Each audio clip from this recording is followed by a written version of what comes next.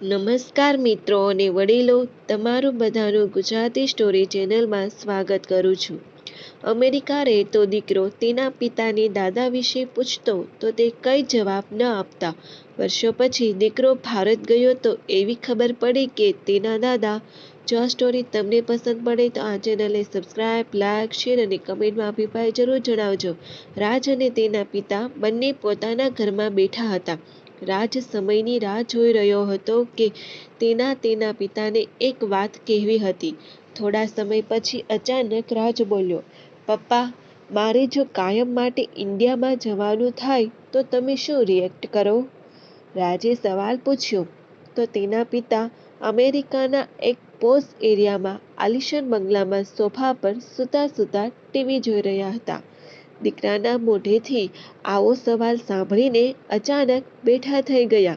TV બંધ કરી નાખ્યું અને રાજને પૂછ્યું, "કેમ બેટા, આવી વાતો કરી રહ્યો છે? શું વાત છે? મને જણાવ." રાજે કહ્યું, "પપ્પા, મને કંપનીમાંથી ઓફર મળી છે. અમારી કંપની ઇન્ડિયામાં એક મેનેજર શોધી રહ્યું છે. એટલે હું એ કંપનીમાં ઘણા સમયથી જોડાયેલો હોવાથી મને મોકો મળ્યો છે. તો મારે આવતા અઠવાડિયામાં ઇન્ડિયા જવું પડશે." "પણ બેટા, હમણાં જ તો તું તારી કંપની કામ માટે થઈને ઇન્ડિયા જઈ આવ્યો અને ત્યાં ખાસું એવું રોકાઈને પણ આવ્યો હતો. લગભગ 2 મહિના પછી તું ઘરે આવ્યો છે અને ફરી અઠવાડિયામાં જ આવી વાતો કરી રહ્યો છે."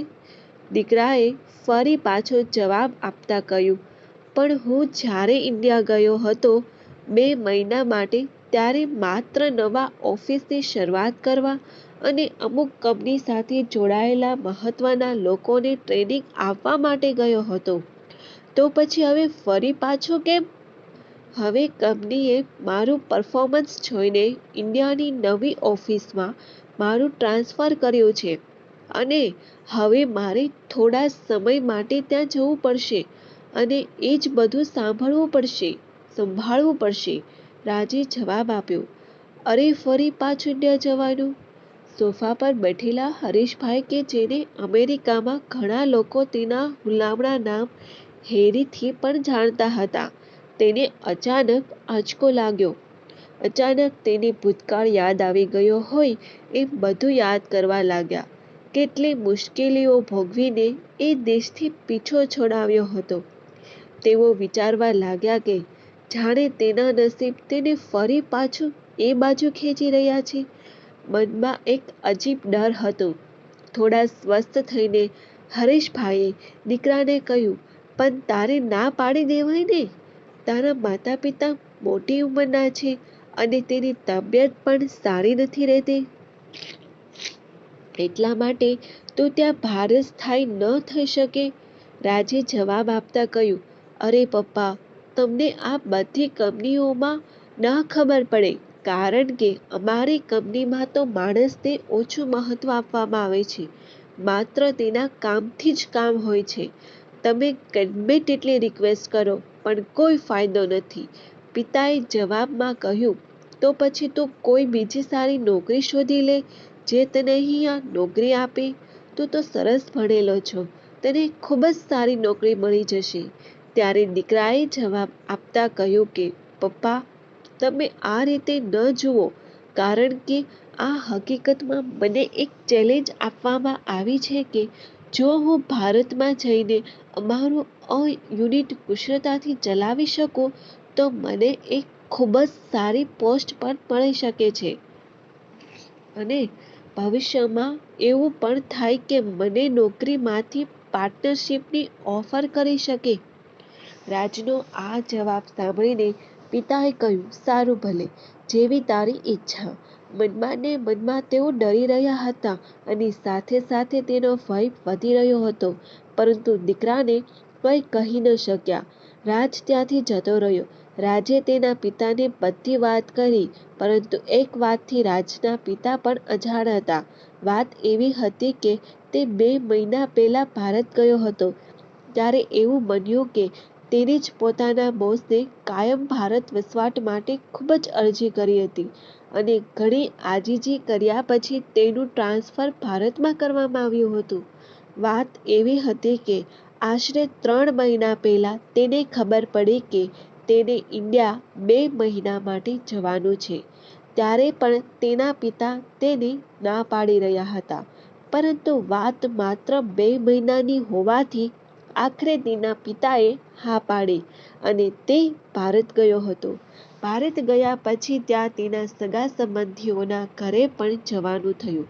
લગભગ બધા સગા તેના અમેરિકામાં જ વસવાટ કરી રહ્યા હતા, પરંતુ તેના એક મામા વર્ષોથી ભારતમાં જ રહેતા હતા. ભારત પહોંચીને ઓફિસના કામમાં રાજ લાગી ગયો હતો. થોડા દિવસો પછી 3 દિવસનો સમય હોવાથી તેણે નક્કી કર્યું કે તે તેના મામાના ઘરે મળવા જશે અને રજા મળતાની સાથે જ તે મામાના ઘરે ગયો. વર્ષો પછી મામા અને મામીને મળ્યા એટલે ઘણી બધી જૂની વાતો યાદ કરવા લાગ્યા. વાતોમાંથી બીજી વાત નીકળતા રાજની મામીએ તેને કહ્યું, તારા દાદાને વર્ષો પછી મળ્યો તો કેવું લાગ્યું? દાદા? આ શબ્દ વર્ષો પછી રાજે સાંભળ્યો.